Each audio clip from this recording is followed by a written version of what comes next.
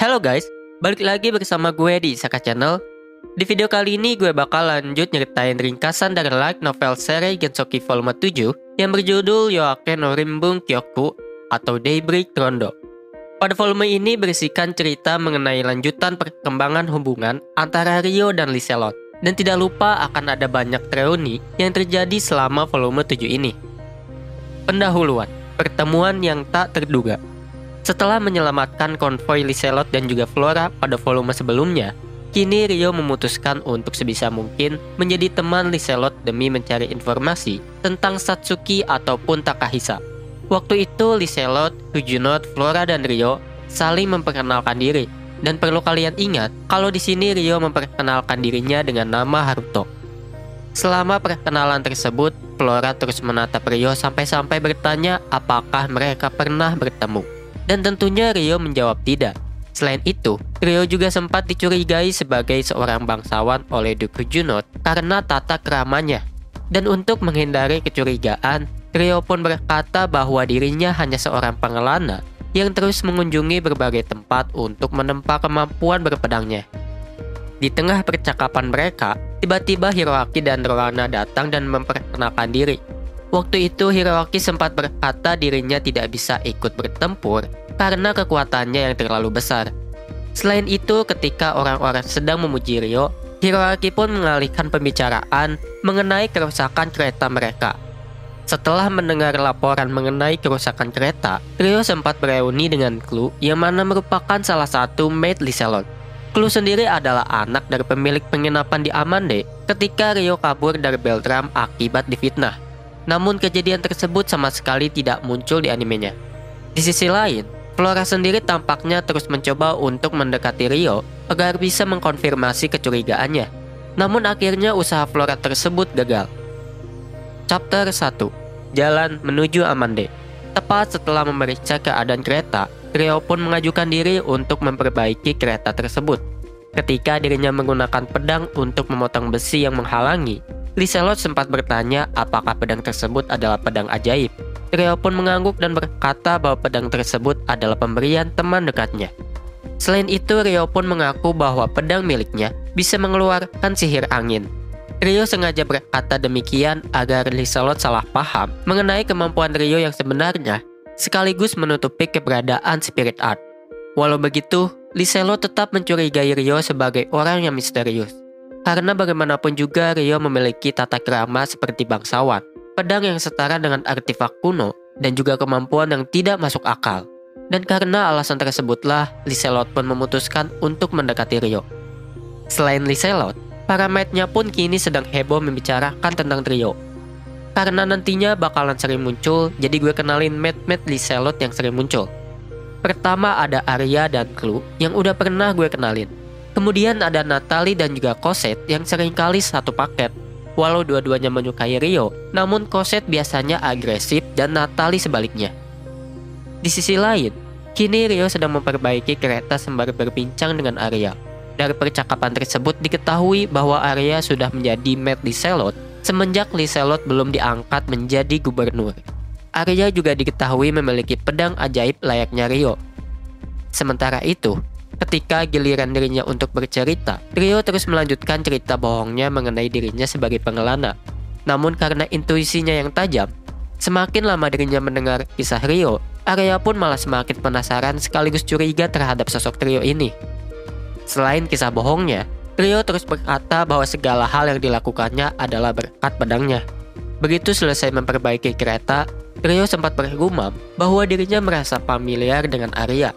Karena bagaimanapun juga Arya adalah orang yang merawatnya setelah disiksa si Charles. Tepat setelah memperbaiki kereta yang rusak, Ryo pun membantu memindahkan pedang raksasa Minotaur yang memiliki panjang sekitar 3 meter. Di sisi lain, kini Hiroaki yang merasa cemburu setengah mati ketika melihat orang-orang kagum saat menyaksikan Ryo memindahkan pedang Minotaur. Karena kecemburuannya tersebut, Hiroaki pun dengan songong berkata bahwa dirinya bisa melakukan hal yang sama. Dan untungnya, berkat kemampuan hero miliknya, Hiroaki pun berhasil mengangkat pedang tersebut. Sehingga begitu dirinya dipuji, Hiroaki yang tadinya bad mood pun langsung tersenyum. Setelahnya Ryo pun diundang oleh Liselot untuk naik ke kereta karena mereka memiliki tujuan yang sama. Selama di perjalanan, Hiroaki terus melontarkan ketidakpercayaan dan juga rasa cemburunya kepada Ryo secara langsung. Hiroaki terus mencurigai Ryo karena biasanya seorang pendekar pedang yang selalu berkelana nyatanya adalah seorang bangsawan. Dan hal tersebut adalah hal yang sangat klise dalam serial bergenre isekai dan juga adventure. Di sisi lain, Liselot kini benar-benar kesal kepada Hiroaki. Karena sepanjang jalan Hiroaki terus mengoceh, maka Liselot pun gagal berbicara untuk mendekati Ryo. Ketika sampai di Amande, Liselot sempat mengundang Ryo datang ke kediamannya. Namun karena Ryo menolak, maka Liselot berkata bahwa Ryo boleh datang di lain hari. Selain itu, Liselot juga memberikan sebuah ruangan di penginapan miliknya agar mudah menghubungi Ryo. Cerita selingan, mari membuat seragam. Pada suatu hari di desa Raspirit, para gadis kini sedang berkumpul untuk melakukan fashion show. Pada waktu itu, para gadis Raspirit mencoba mengenakan seragam milik Miharu dan juga Aki. Waktu itu, Orpia menggunakan seragam SMA milik Miharu, dan Latifa menggunakan seragam SMP milik Aki. Melihat gadis lain yang nampaknya cukup tertarik dengan seragam, akhirnya Oria pun mengajukan diri untuk membuat seragam bagi gadis lain. Orpia melakukan itu semua karena menjahit adalah salah satu hobinya. Di sisi lain, baik Latifa dan juga gadis lain setuju untuk membuat seragam agar bisa diperlihatkan kepada Ryo nanti. Chapter 2. Tiba di Amande. Begitu tiba di Amande, Ryo pun diantarkan oleh Liselot ke depan penginapan miliknya. Ryo diberikan sebuah ruangan mewah dengan beberapa kamar. Selain itu, Ryo bebas untuk menempati ruangan tersebut sampai kapanpun tanpa biaya sepeser pun. Singkat cerita, Ryo kembali bertemu dengan Celia dan Aisia di sebuah kafe. Ryo menceritakan berbagai hal dan rencananya kepada Celia saat itu. Mulai dari Flora yang tampaknya mengenalinya, hingga rencana Ryo untuk membentuk hubungan dengan Liselot. Di sisi lain yaitu di kediamannya di Amande, kini Liselot sedang melakukan pembicaraan dengan Duke Hujunot mengenai insiden tadi. Dari pembicaraan tersebut, diketahui bahwa Hiroaki sama sekali tidak memiliki pengalaman tempur. Selain itu, Hiroaki sendiri hanya digunakan sebagai alat politik oleh Hujunot, sehingga tidak usah heran bila Hujunot memanjakannya. Beralih dari Hiroaki, kini mereka pun membicarakan tentang Ryo. Hujunot curiga bahwa Ryo adalah seorang agen rahasia yang berasal dari keluarga bangsawan yang sudah runtuh. Walau begitu, Hujunot mengaku bahwa dirinya tidak akan kalah dari Liselot mengenai perebutan kekuatan Ryo. Cerita selingan. Sementara itu, di Kekaisaran Proxia. Kekaisaran Proxia merupakan kerajaan yang berbatasan langsung dengan Galak dan juga Beltram. Walaupun merupakan negara baru, namun Proxia sangat ditakuti berkat kemampuan militernya yang luar biasa kuat. Hal tersebut bisa terjadi karena kaisar negara tersebut, yaitu Nidol Proxia, dulunya adalah tentara bayaran yang sangat terkenal. Di medan tempur, Proxia sendiri dikenal dengan taktik Blitzkrieg-nya. Proxia selalu mengandalkan mobilitas dengan menggunakan Demi Dragon. Dan hasilnya, hingga saat ini Proxia berhasil menaklukkan lebih dari 20 kerajaan di sekitarnya. Namun walau begitu, pasukan terkuat Proxia bukanlah tentaranya, melainkan kaisarnya sendiri, yaitu Nidol. Walau sudah bau tanah, yaitu berusia sekitar 60 tahun, Nidol hingga kini masih haus akan peperangan. Dan kebetulan, saat ini, Nidol sedang berdiskusi dengan Lucius. Waktu itu, Nidol dan Lucius membicarakan berbagai hal, mulai dari Beltram yang sebentar lagi akan runtuh, hingga kebosanan Nidol karena tidak bisa berperang. Tepat ketika Lucius akan pergi dari sana, Thres pun datang untuk menghentikan Lucius. Waktu itu, Thres meminta bantuan kepada Lucius untuk menculik Flora, sementara dirinya menyerang Amande. Chapter 3. Penyusup. Kini Ryo, Celia, dan Aisia sedang berada di restoran mewah yang berada di satu lokasi dengan penginapan mereka. Mereka diberikan sebuah ruangan khusus yang memiliki pemandangan yang bagus, karena bagaimanapun juga mereka adalah tamu VVIP. Di tengah makan malam tersebut, tiba-tiba terdengar beberapa orang yang sedang berargumen. Dan ternyata, orang yang sedang berargumen tersebut hanyalah dua orang bodoh yang ingin mendapat pelayanan spesial. Orang tersebut adalah Stewart Hujunot dan juga Alphonse Rodan. Sedikit cerita di masa lalu, Stewart dulunya adalah anak yang sangat dimanja oleh orang di sekitarnya. Namun hal tersebut berubah ketika dirinya dimarahi untuk pertama kalinya oleh ayahnya akibat insiden terjatuhnya Flora dari tebing. Dan akibatnya posisinya sebagai penerus keluarga Huguenot berada dalam bahaya.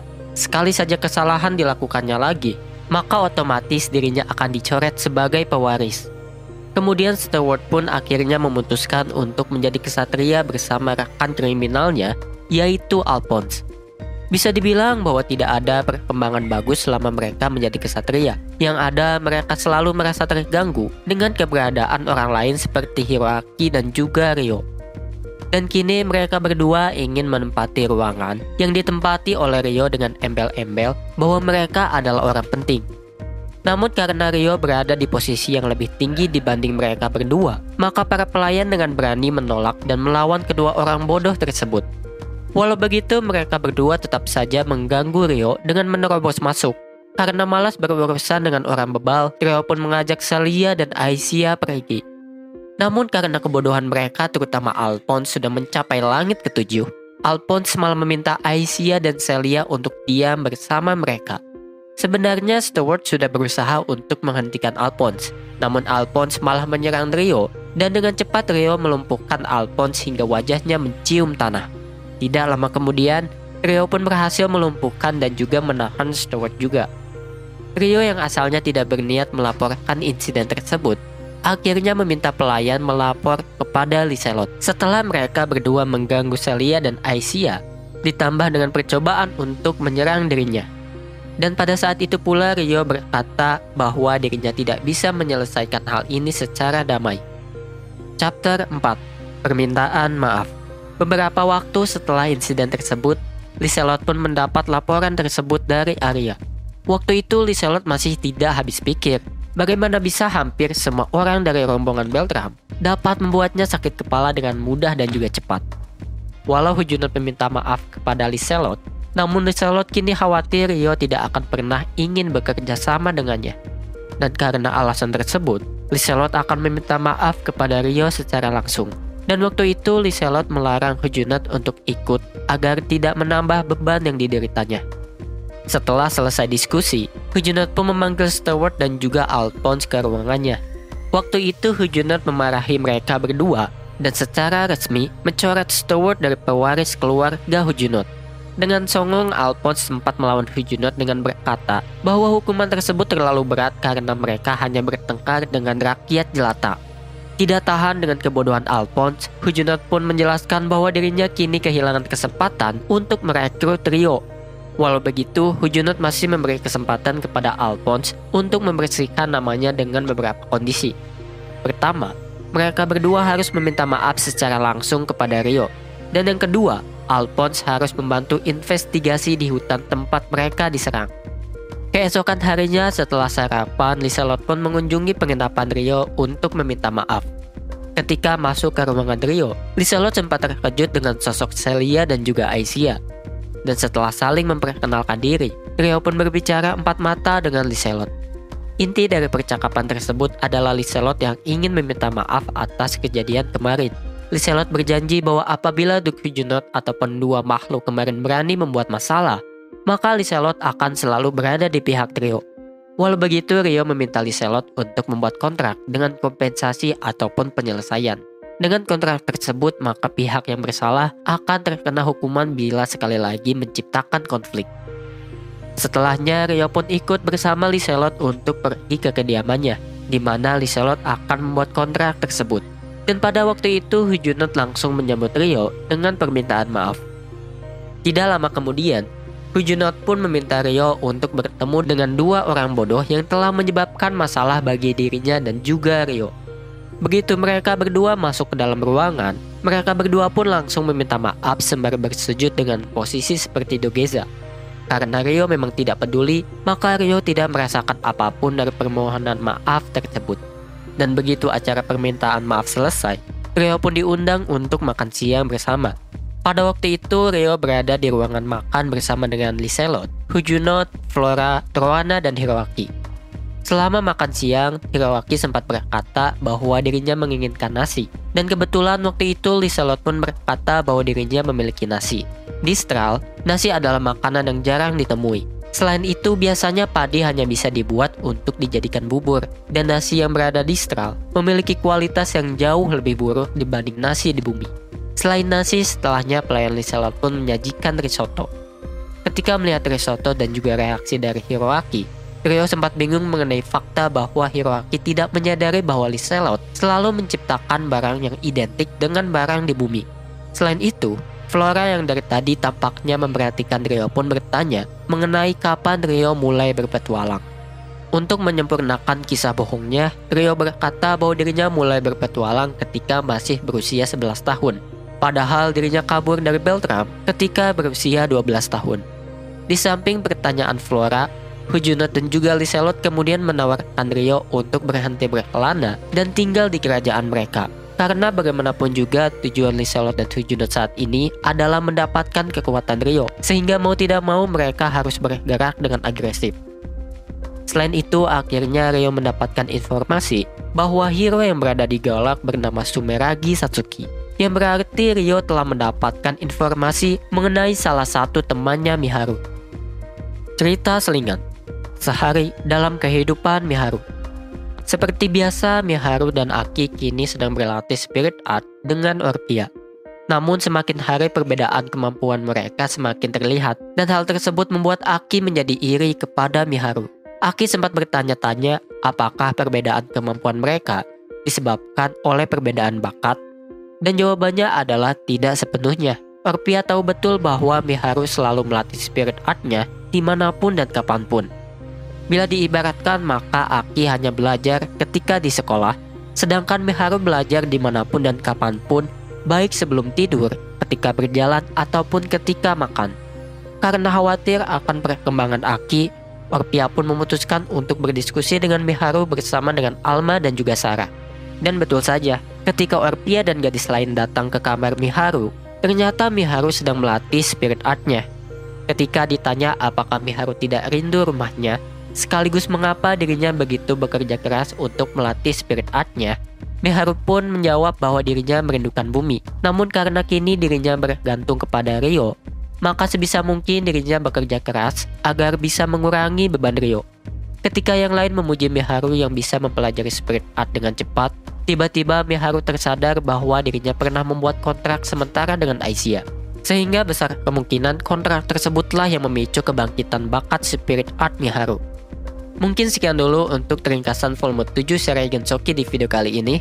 Nantikanlah kisah sekaligus kemunculan terakhir dari dua karakter bodoh di cerita seri Gensoki, sekaligus reuni Rio dan Lucius yang penuh air mata. Terima kasih bagi para penonton dan pendengar dimanapun kalian berada. Sampai jumpa di part selanjutnya. Bye.